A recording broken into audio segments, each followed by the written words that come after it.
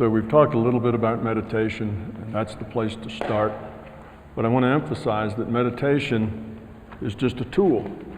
It's a tool for you to use.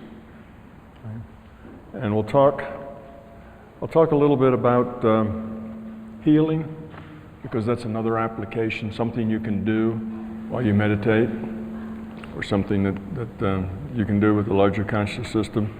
So let me tell you a little bit about healing, and then I'm going to give you some definitions of some of the things we've talked about, which will make them a little more concrete for you. And that will get us up to some questions and answers that we can do, a little bit Q&A. All right, so you've learned to meditate, let's say. You realize that it's not something you have to do, it's something you have to let happen. You just have to get out of the way and let it happen, which means you have to control your intent so that it's not flying all over and doing a whole bunch of things. It's not just sampling all sorts of little busy things that capture your intent. When you get to this point consciousness state, you will just feel like you exist. It will just be you being aware that you're aware and nothing much else. All right, a truck drives by and you hear it, but you don't operate on it. You don't think, oh, that's a truck. That's a loud truck. Or that's a this or that. You don't operate. It just is there in the background, and you know you're not attached to it in any way. Okay, so that's what we do. Now, when you're in that point consciousness state, that's the doorway to other things. When you've reached that, your mind now is no longer spread out. It's no longer sampling over a dozen different things. It's all gathered together in one place. And don't be frustrated if you pop in and out of this, because it'll take time. It takes a fair amount of experience to learn just to exist in that state of point consciousness. Some disciplines, some Eastern disciplines, that's their goal. That's their end point. They work and work and work to the point where they can experience this state of self-consciousness, and then they've arrived. It's like they're done. They just go there and experience that, and that it is kind of a blissful state. It's a relaxing state. Everything is nice and kind of, it's about as restful as you can get, and you'll get a lot of energy from that. After you're done, you'll feel more energized for just having hung out there for a while. But in my way of thinking, that's not the end point. It's not the goal that we're trying to get to. That's just step one. That's just the doorway. Okay, when you get to that doorway, your intent now is clear, and it can be very focused. And you're thinking, but if I let go of my intellect, who am I? What am I there? That's because you define yourself as your intellect. Your intellect is who you think you are.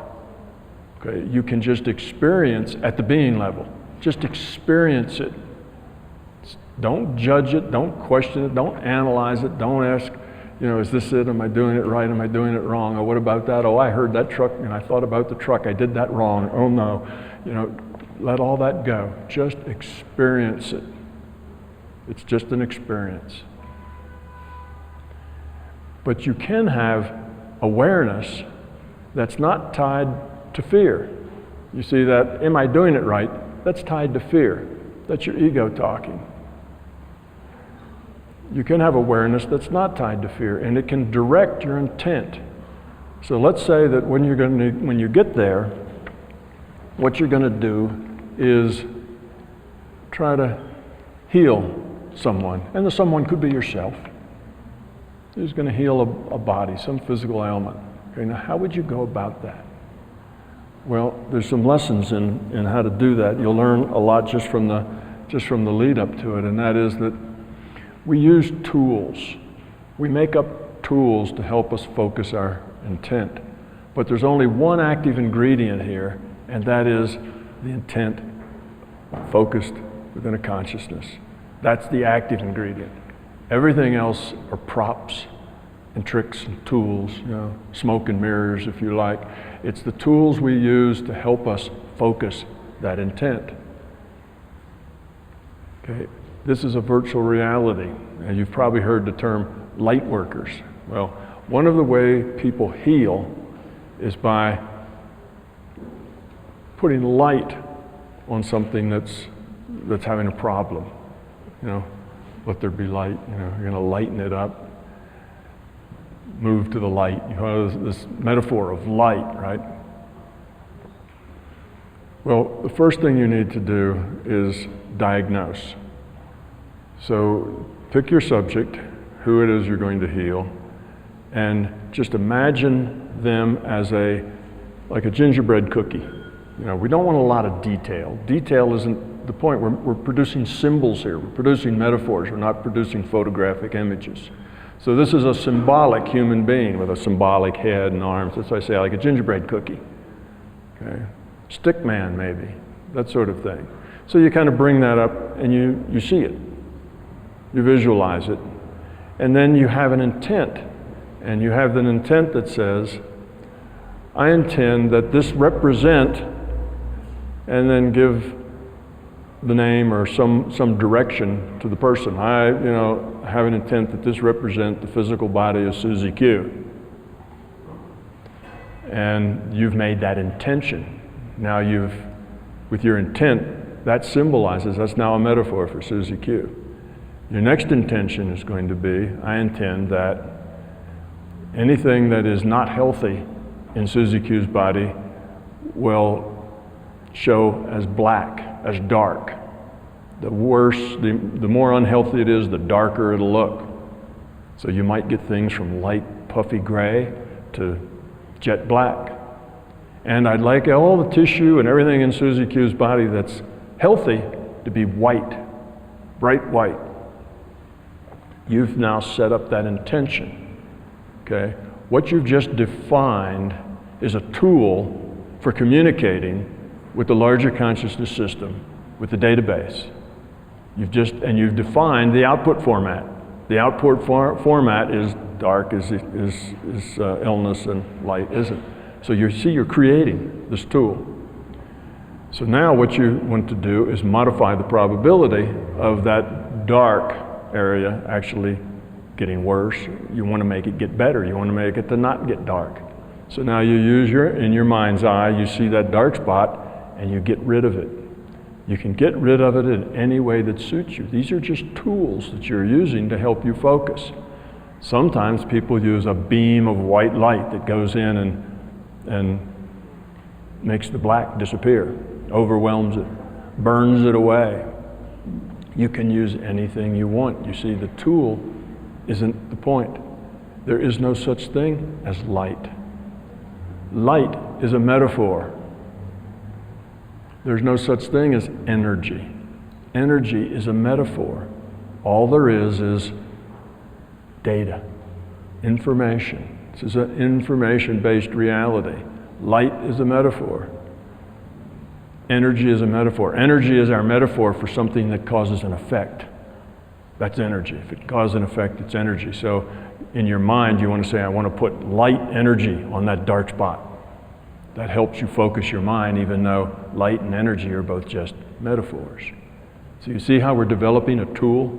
We're creating a tool, we're defining it, we're defining what it does, we're defining the information interface, and we're focusing our intent on that. The tool is helping us focus our intent on what we want to accomplish.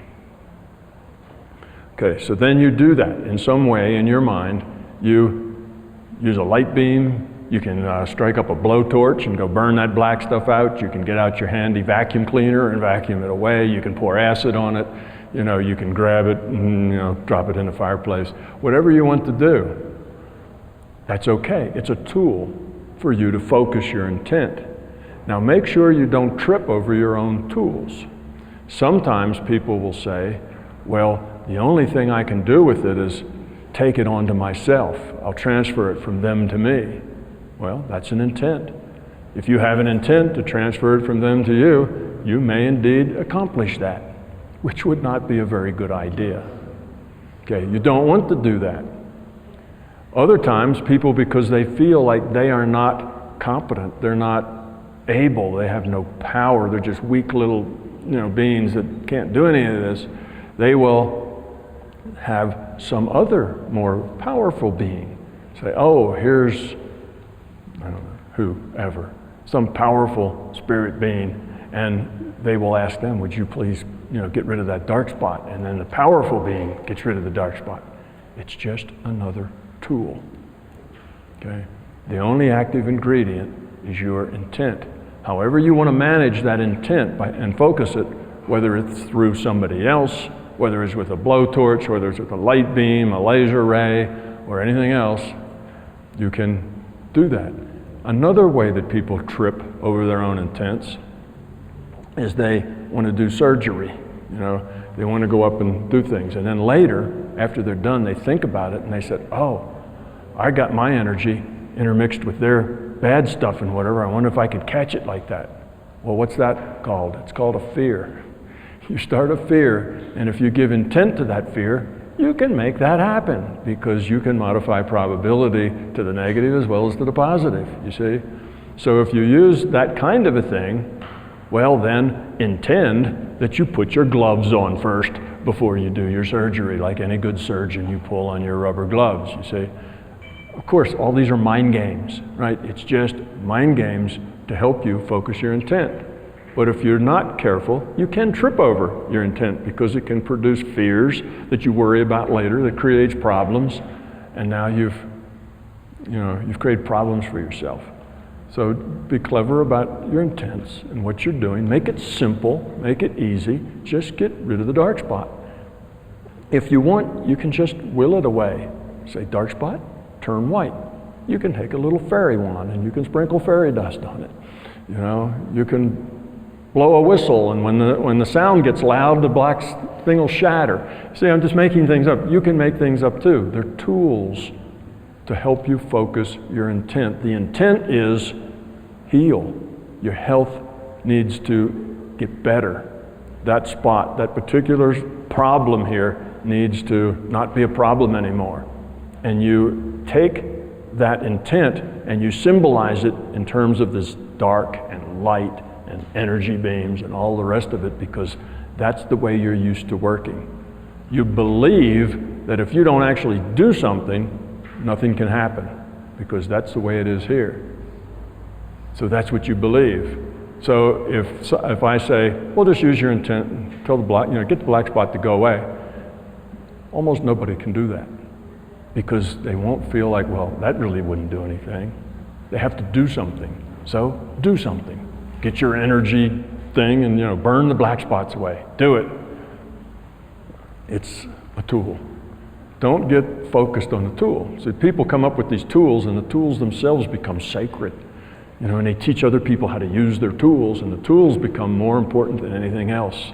And then they'll fight with each other over who has the real tools and the good symbols, and my Star of David is more stronger than your cross, and we get into all this kind of nonsense, and they're just tools, symbols for us to focus with. So, first diagnosis, find out what's dark and what's light. Get rid of what's dark, and then make sure it stays gone. Just watch it for a while, and if it starts to come back, get rid of it again. Then you have to have the intent that it stay gone for a long time. That white is now going to stay that way. And then if you really want to be effective, you have to keep that thought in the back of your mind and think about it off and on for the next week. So all week long, you just think about that. Oh, that thing I turned white? Yeah, it's still white. It's still white. You put energy in it, it's still white. What you're doing is every time you think about it, you're putting a little bit more energy into modifying that probability that illness will go away. You see? So that's what you're doing. It's cumulative. If you do this 5 times a day for a week, you have a lot more success than if you do it for 5 minutes once. You keep doing it. Every time you do it, it adds. Okay, so this is the way you heal someone. And it's not a hard thing to do. This is easier than you think. You can modify the probability with your mind. So we'll do a little, you can do that when we do this little kind of practice meditation here at the end. It's just a chance for everybody to kind of experience it in this group situation, because in a group, remember we're all connected. Your intent kind of gets tangled with everybody else's intent, and if you're a beginner, it kind of helps pull you up. So that is a good place to start. Well, while you're doing that, and you feel like you're focused and you don't have all these thoughts anymore, well then go heal someone. Have a target in mind before you get there. And then we can talk about it later, what your experiences were like and what happened to you. So anyway, that is the fundamentals of mental healing. Remember, the only active ingredient is your intent. All the rest are tools. Now some people, the only way they can heal is if they touch you, a laying on of hands, right? Well, that's because they believe that there's some energy going from their hands into the body, and if they don't touch the body, it won't work. Well, if that's what you believe, that's what you'll get. Because you can only focus your intent with a positive, strong focus when you do that, because that's your belief. You see? So keep your beliefs simple. Actually, get rid of them. Keep your tools simple and straightforward and easy. Other people believe the only way that they can do this is they start with a long process. First, they have to get relaxed. They relax their toes and their feet, and they go on the whole thing, and they relax their mind. They get into the state, they burn the incense, they have a statue of Buddha up there, they cross their legs, they go, Om, and they do all this stuff, and they have the right music on, and they get this whole ritual going, and then they can heal, you see, when they get all the right stuff together and get that process going. That's just unnecessary ritual. You don't even need to relax. You just need to be able to shift your intent to not being busy in this reality, to being free. That's point consciousness. Now you're free. You're a free entity at that point. You can put your energy wherever you like. And if you put it on healing, you'll get results. Now the first times you try it, you might get mild results. The better you do it, the more you do it, the better you get, like anything else. If the first time you sit down at a piano, you don't expect to play music. You just make a lot of noise, right? But eventually, you get good at it. This is the same way. It takes practice. But it's not hard to do. It just takes practice to do it. So that's it. The biggest problem you will have is getting in that calm state where your chatter and your thoughts go away, where your intellect, judging, analyzing intellect, just sits down and is quiet, so you just want to experience. You don't want to think about it. If you're thinking about it, am I doing it right? Is this what it's supposed to feel like? I hear that noise that bothers me. I won't let it bother me. Let me work on that noise not bother me. See, you're just chatter, chatter, chatter, chatter, chatter. You need to let all of that go and just be and let the rest of it go. So it's not a matter of doing, it's a matter of not doing. That's the key. So this is the way you can focus your intent. Now, if you only focus your intent, so-so, you'll only get a so-so result. If you focus your intent very strongly, very clearly, there's nothing else going on in your mind except that intent, and it's perfectly clear that you're going to get rid of that dark spot, and then you get rid of it and it stays, then your effect will probably be very strong. You see? So these are some of the ways, this and remote viewing and others are some of the ways that you can experience what I'm talking about and make it your own reality. But you have to work at it. You have to want to do it. All right, the thing I'd like to do now, before we kind of go on to questions, we've talked a lot about words and I haven't really defined any of them yet. And sometimes the fact that the definition is kind of loose because I haven't made it too specific is confusing. So I'd like to make some more precise definitions of the terms that we're using. Hopefully it'll help kind of clear things up.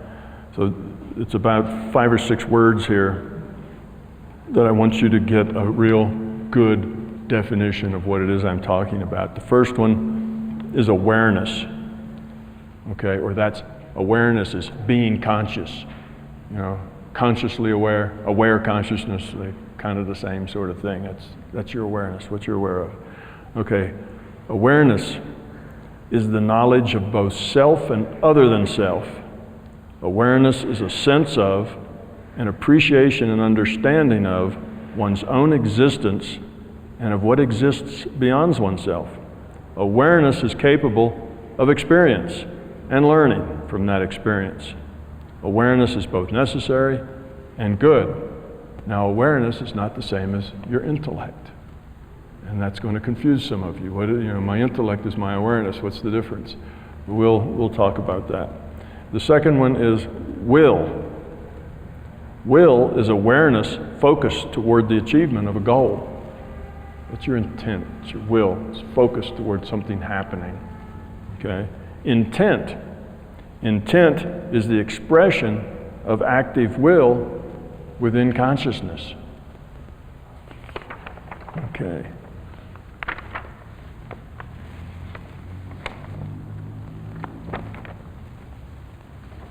Love. Love is about other. It is creatively expressed as compassion toward and caring about other. It expresses itself in terms of service and value to others. Love is awareness expressing an intention to be helpful and useful to others. To be more precise, compassion and caring, service and value, being helpful and useful to others are the results of awareness acting on a love-based intent. Love is the fundamental nature of a low entropy consciousness. Fear. Fear is about self. Fear is creatively expressed as ego, belief, and expectation. It expresses itself in terms of value to itself. I need, I want, I believe, I expect, I deserve. To be more precise, ego and belief, self-centeredness and expectation are the results of awareness acting on a fear-based intent. Fear is the fundamental nature of a high entropy consciousness. Just a couple of more. Ego. Okay, what do I mean by ego? Ego is not simply self-awareness. You're self-aware, that's not ego. As we've said above, a sense of self, a sense of one's own existence, is part of your basic awareness. It's both necessary and good. Otherwise, there could be no collective experience or learning. While love expresses awareness in the service of others, ego expresses awareness in reaction to fear. Okay? Ego expresses awareness in a reaction to fear. Thus, ego is a result of awareness acting on a fear-based intent. So ego is the result of fear. You start with fear, and that fear generates ego. That's your self-expression of that fear is the ego. Belief. Belief occurs when you really want to know, but just don't have the facts. You simply believe you know, and now you feel better. Okay? Disbelief is another form of belief. If you want to know or fear not knowing and are unable or unwilling to discover the facts, a belief fixes that problem.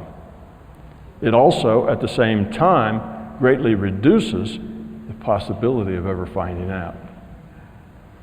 Okay.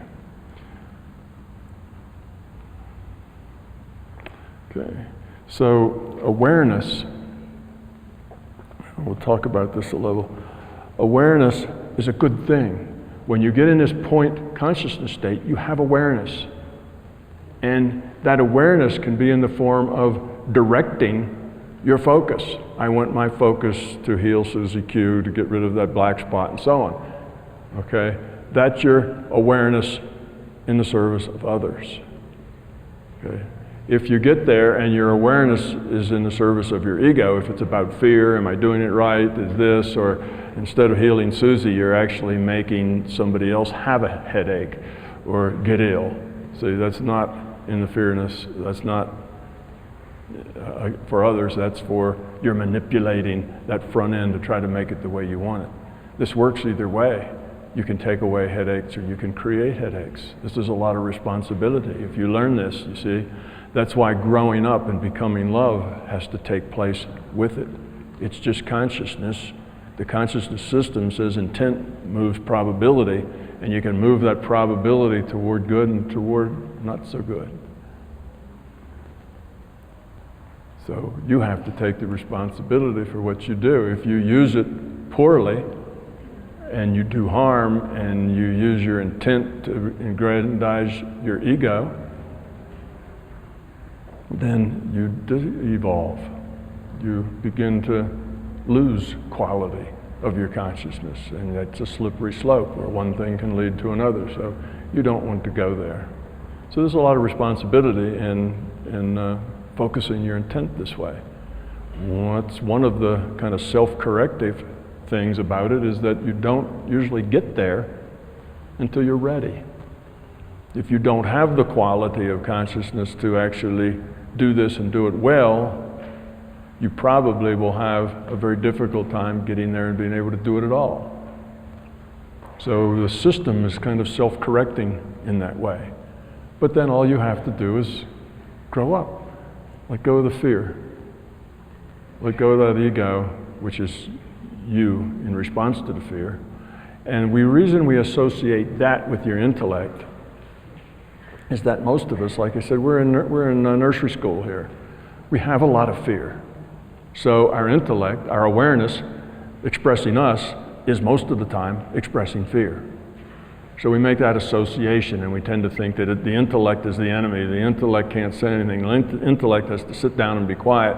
Actually, the intellect's just fine if it wasn't attached to fear. If it wasn't your ego talking, if it wasn't, ego's just the expression of your self-awareness as it's attached to fear. Okay? So we don't really want you to get rid of your intellect altogether. We just want to get rid of that part of your intellect that's expressing fear. You see, and all the analysis and the judging and the doubts and the rest of it are all fear-based. So when you get there, you can have your intellect organize your thoughts about bringing up this gingerbread cookie and defining who that represents and picking out your symbols and saying that dark is not so good, light is great, and going through the rest of these things. Okay, does that kind of put it in, hopefully that puts it in a context of what we're doing. Awareness is good. Awareness in the service of fear is ego, is not so good. That's what we have to get rid of. And tomorrow, we're going to talk some about how you do that. What are the techniques? What are the processes for getting rid of ego, for finding your fears? For most of us, we don't even know what our fears are. Fears motivating 80, 90% of our choices, and we have no idea what they are. They're deep. They're not in our intellect. Now, some of them are in our intellect, and we know what they are, but most of them are not. So you have to find them. Ego's easy to find. You can find ego very easily, and once you find ego, you just trace it back to the fear that creates it. Why am I acting this way? How do you find ego? You find ego because you don't feel good. It hurts. There's a problem. There's pain. Whenever you have a feeling of anxiety, tension, unhappy, angry, upset, have any of you ever felt that way? It's a joke, right? Most of us feel that way every day. We have things that upset us, that aggravate us, that give us tension. We don't like it. We're worried. All of that is an expression of ego. So it's not hard to find. Most of it bubbles up all the time. So when you find that ego, when you find one of those things that's unpleasant, so-and-so said, what about me? And how could she say that? And you've got this, that's not pleasant, that's not fun, that's ego. So then you say, well, where's the fear? What am I afraid of here? Well, I'm afraid of people won't like me, or they'll think less of me, or whatever. Here's my fear. Then you need to deal with that fear and get rid of it. So that's the process. Okay, so now you're primed now for tomorrow, because we're going to go deeper into this, and then when we do our meditation, you're kind of primed for how you're gonna go about it. But that's a little bit about what you can do to evolve the quality of your consciousness. Find the ego, trace the ego to fear, get rid of the fear. Now that sounds easy. Oh, just find the fear and get rid of it. It's not that easy, okay? The only antidote for fear is courage. Once you get to that fear, you'll be afraid to deal with it. You'll hide from it. You'll say, oh, fear? What fear? I don't see any fear. I don't hear any fear, you know. And that's that's not me, that's them. And you'll make up every excuse you can think of and to not deal with it. And it'll be hard to make yourself deal with it, but if you want to succeed, you just have to keep trying. Become aware of your motivations. Everything you do, you make thousands of choices every day. Think of, why am I making this choice? Why am I feeling this way? Why did I just say that to that person? Why? Examine your intent. See, that motivation is your intent at the deep level, not intellectually. Oh, I did that because I wanted, you know, this and that to happen. It's what's the intent going on? And you will find, if you examine those intents, you'll find ego, you'll find fear, and that then is on your to-do list. You work on those. You make a mental note not to react that way. When that person's rude to you, you're not going to smack them or get angry with them or get even with them or whatever. You're going to deal with it in a better way, a more loving and more caring way. You'll be maybe concerned about them. Why are they so aggressive? Why are they like that? What might I do to fix that from their perspective? Why is it that I'm triggering that from their perspective? Why do I trigger that behavior in them? Oh, it's because I have this fear of my own, and you'll be able to solve some of those problems and take responsibility for all of your decisions. So that's the point, and meditation helps. Meditation puts you in a state where you can see these things more clearly because it puts you in touch with yourself at the being level. Because you tell your intellect to go sit down and be quiet, and you're just going to experience and be. Now, some people, when they get introduced to themselves at the being level, get upset. Scares them to no end. They feel like they're losing it. They're losing control. You see, that's what we're about. We're about control. And if we feel like we're losing control, it frightens us. Because that's why we want to control everything. It's because we're afraid that if we don't control it, something awful will happen. And oh no, I feel like I'm losing control, and my intellect's not there to save me or whatever. I'm just experiencing, and people will get very frightened.